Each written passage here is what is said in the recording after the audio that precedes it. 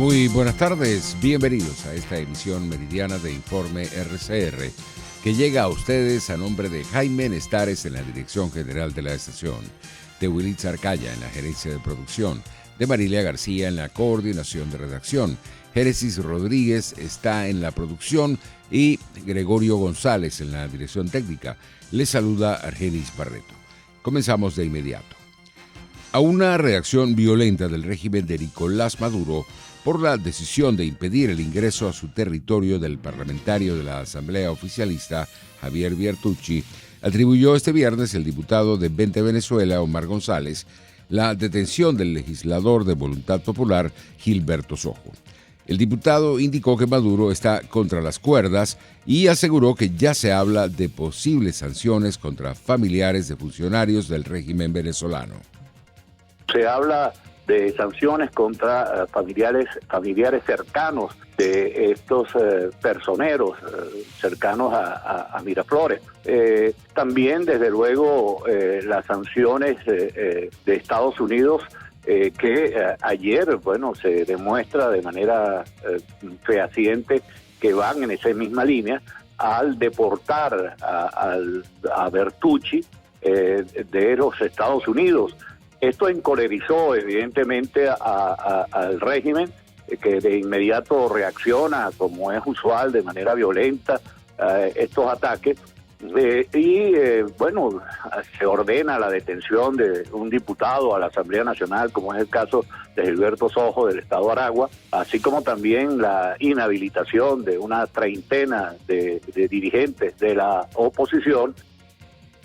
El diputado de Vente Venezuela y de la fracción 16 de julio acusó de infiltrados a los dirigentes políticos de la Alternativa Democrática que están llamando a participar en elecciones regionales en las mismas condiciones de los comicios del pasado 6 de diciembre. La farsa que allí se dio, contra viento y manera quieren ir a esos procesos sin exigir las necesarias garantías. Por ejemplo, de un nuevo Consejo Nacional Electoral, pero efectivamente, como dice la Constitución, sin militancia política, sin parcialidad alguna, una depuración del registro electoral permanente, la puesta en libertad de todos los centenares de presos políticos que están en las cárceles del país. Desde luego, la devolución de los partidos políticos que fueron confiscados por el régimen a través de su bufete particular, el Tribunal Supremo de Justicia. Que la observación internacional esté desde el día cero, que permitan el empadronamiento de los millones de venezolanos que están regados por el mundo y que tienen el perfecto derecho de participar en la elección de un nuevo presidente de la República. Por su parte, la Asamblea Nacional Oficialista aprobó ayer la modificación de la Ley de Períodos Constitucionales de los Poderes Públicos con el fin de permitir la realización conjunta de comicios regionales y municipales. Esta decisión abre las puertas para la celebración este año de unas megaelecciones para elegir a los 23 gobernadores y 335 alcaldes del país, una vez designadas las nuevas autoridades del Consejo Nacional Electoral, tal y como lo precisó el presidente del Parlamento del Chavismo, Jorge Rodríguez. En otras informaciones, la alta comisionada de Naciones Unidas para los Derechos Humanos, Michelle Bachelet, condenó este viernes la reciente militarización de las fronteras de Perú, Ecuador y Chile. Estas medidas afectan a los migrantes venezolanos, dijo la funcionaria, quien además anunció que informará sobre la situación global de derechos humanos en Venezuela el 10 y 11 de marzo próximos. La militarización de la gestión de las fronteras en Ecuador, Perú y Chile es especialmente preocupante en el contexto del movimiento sin precedentes de venezolanos, con 5,28 millones de personas que presuntamente habrían salido fuera de su país este año. Estas cuestiones incluyen señalamientos preocupantes de que esas personas están siendo expulsadas sin la debida evaluación de sus vulnerabilidades y necesidades de protección. Por su parte, la representante de Colombia en el Consejo de Derechos Humanos de la ONU, Juliette de Rivero, reafirmó el compromiso del gobierno del presidente Iván Duque con la protección y amparo a más de 1.700.000 migrantes venezolanos que residen en el país vecino y se han visto en la necesidad de huir de Venezuela. No quisiera perder la oportunidad para compartir con el Consejo de Derechos Humanos la decisión anunciada el pasado 8 de febrero por el presidente Iván Duque de otorgar un estatus de protección temporal para los migrantes venezolanos que se encuentran en el territorio colombiano por un término de 10 años. De esta manera reafirmamos nuestro compromiso de protección y amparo a 1.729.000 ciudadanos del vecino país que se han visto en la necesidad de huir debido a la crisis multidimensional que padece Venezuela y que les impide acceder a los bienes y servicios básicos. Cáritas San Cristóbal, en el estado Táchira, se unió a la campaña Compartir para salvar vidas como parte de una actividad convocada por la Conferencia Episcopal Venezolana en medio de la crisis humanitaria compleja que afecta al país y que consiste en la recolección de medicamentos para poblaciones vulnerables, tal y como lo informó el presbítero Ricardo Ramírez, director de la institución en la capital tachirense. Con el objetivo de precisamente abastecer los diferentes bancos de medicina que tenemos en las diferentes parroquias o en las diferentes cáritas parroquiales. Es por ello que a través de esta campaña pues, queremos recolectar la mayor cantidad de medicamentos posibles para así abastecer un poco la necesidad que hoy amerita aquí en el Táchira. En el ámbito internacional, al menos 22 combatientes de milicias proiraníes murieron este viernes en un bombardeo de la aviación estadounidense en la provincia de Deir al-Sur, en el este de Siria.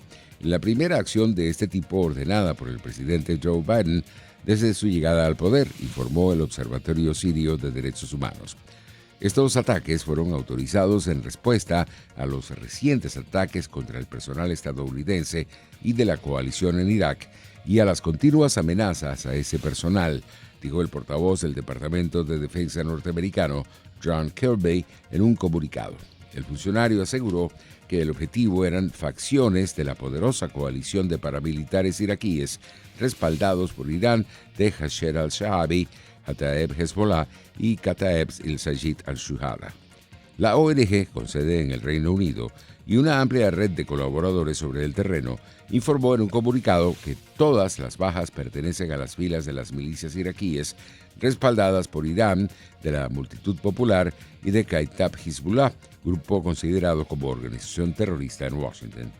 Por su parte, Rusia condenó este viernes el bombardeo de Estados Unidos contra las posiciones de las milicias proiraníes en Siria, el primer ataque militar ordenado por el presidente Joe Biden desde su llegada al poder. Condenamos categóricamente tales acciones.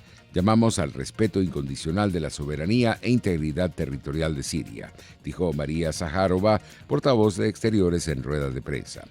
La diplomática confirmó el rechazo de cualquier intento de convertir el territorio sirio en un teatro para ajustes geopolíticos. Entre tanto, la segunda jornada de la cumbre virtual de los líderes de la Unión Europea comenzó este viernes para debatir la cooperación con la OTAN y las iniciativas de defensa del club comunitario. Estoy totalmente convencido de que esta nueva administración de Biden ofrece una oportunidad única para renovar la fuerte alianza transatlántica entre Europa y Estados Unidos, declaró el presidente del Consejo Europeo, Charles Michel, antes del inicio de la segunda jornada de la videoconferencia. Por su parte, el secretario general de la Organización del Tratado del Atlántico Norte, Jens Stoltenberg, destacó la importancia de evitar que la crisis generada por la pandemia de coronavirus degenere en una crisis de seguridad para los países miembros de la OTAN. Para la OTAN, la tarea principal durante esta pandemia ha sido asegurarse de que una crisis sanitaria no se convierte en una crisis de seguridad, porque las amenazas que afrontábamos antes de la pandemia todavía están ahí. Las acciones agresivas de Rusia, formas más brutales de terrorismo, sofisticados ciberataques, el auge de China o las implicaciones de seguridad del cambio climático. En otras noticias, la canciller alemana Angela Merkel confirmó el jueves que habrá un pasaporte de vacunación del coronavirus para el verano, que podría hacer posibles los viajes dentro de la Unión Europea. La canciller explicó que todos los socios estaban de acuerdo en el desarrollo de un sistema que permita compatibilizar los diferentes pasaportes de vacunación que están elaborando los 27. Merkel advirtió que a causa de las mutaciones del coronavirus podrían ser necesarias campañas de vacunación anuales como con la gripe para controlar la pandemia. Debido a las mutaciones, quizá tengamos que estar muchos años en la situación de tener que vacunar una y otra vez, como conocemos de la gripe, aseguró la canciller en la rueda de prensa que siguió a su reunión virtual de líderes del bloque comunitario. Entre tanto, en Madrid, el viceconsejero de Salud Pública, Antonio Zapatero, confirmó este viernes la identificación de los 2 primeros casos de la variante sudafricana del COVID-19 en la capital española. Más temprano, la presidenta de la comunidad madrileña, Isabel Díaz Ayuso, informó que se iban a mantener al menos durante 2 semanas más la mayoría de las medidas en vigor para combatir el coronavirus, como el toque de queda de las 11 de la noche a las 6 de la mañana y el cierre de hostelerías a las 11 de la noche para ir teniendo la pista sobre la evolución del virus. A partir del próximo lunes, sin embargo, se levantarán las restricciones de movilidad en 10 zonas básicas de salud y en 7 localidades de la región, donde han mejorado los datos de incidencia del coronavirus e introduce un área nueva con limitaciones en el municipio de Leganés. Una semana más quiero hacer mención a la evolución de las diferentes cepas. Y les informo, y esta es noticia de hoy, que hemos confirmado la presencia de los 2 primeros casos de variante sudafricana en la Comunidad de Madrid. Ambos casos se han secuenciado en el Hospital Gregorio Marañón, a quien vuelvo a agradecer a este hospital y a todos los servicios de micología de Madrid el enorme esfuerzo que están haciendo y su ayuda para seguir en la gestión de la pandemia. En este mismo centro están pendientes de secuenciación 2 muestras de variante brasileña, de cuyo resultado informaremos puntualmente cuando estén concluidos el proceso de secuenciación. En otras informaciones, Colombia amplió el jueves la emergencia sanitaria hasta el 31 de mayo de 2021. Tenemos que avanzar en vacunación masiva, reactivación segura y mantener medidas de autocuidado, aseguró el presidente colombiano Iván Duque, quien anunció el arribo de 2 millones de dosis de vacunas de Sinovac contra el coronavirus en el mes de marzo, luego de sostener conversaciones con su homólogo chino Xi Jinping. Entre tanto, el próximo estarán llegando al país 2 millones de vacunas de Sinovac para seguir este proceso de distribución en todo el territorio nacional. Quisiera también en ese orden de ideas contarles a todos los colombianos que lo que estamos buscando también es seguir aumentando contingentes de vacunas y de hecho hemos avanzado también con Sinovac para una adquisición adicional de vacunas en nuestro país que pueda ser alrededor de unas 10 millones de dosis más, de manera que sigamos nosotros ampliando nuestra capacidad y la capacidad de distribución de vacunas en todo el territorio nacional. Entre tanto, hasta 300 alumnas pueden haber sido secuestradas en una escuela de secundaria femenina gubernamental en la ciudad de Janjebe, en el estado noroccidental de Zamfara, después de que hombres armados atacaran el centro esta madrugada, confirmaron a la agencia de noticias EFE autoridades locales.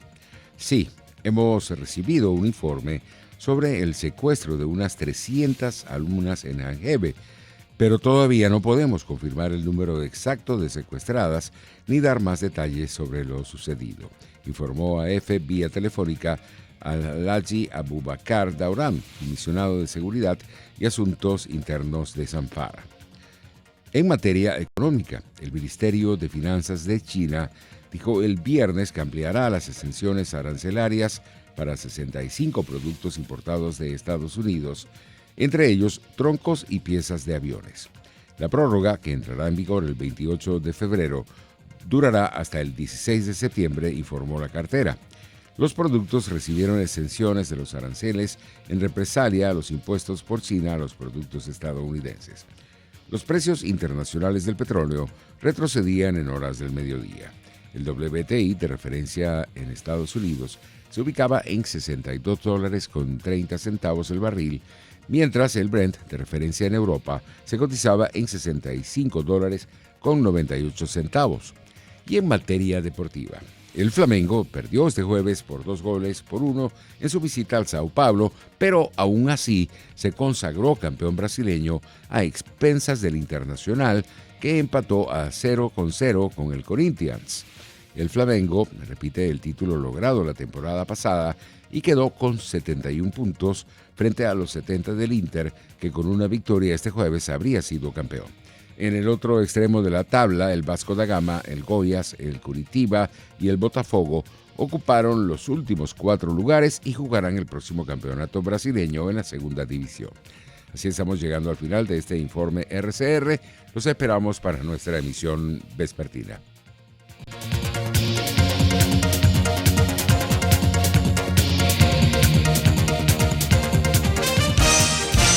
Hasta aquí este compacto noticioso.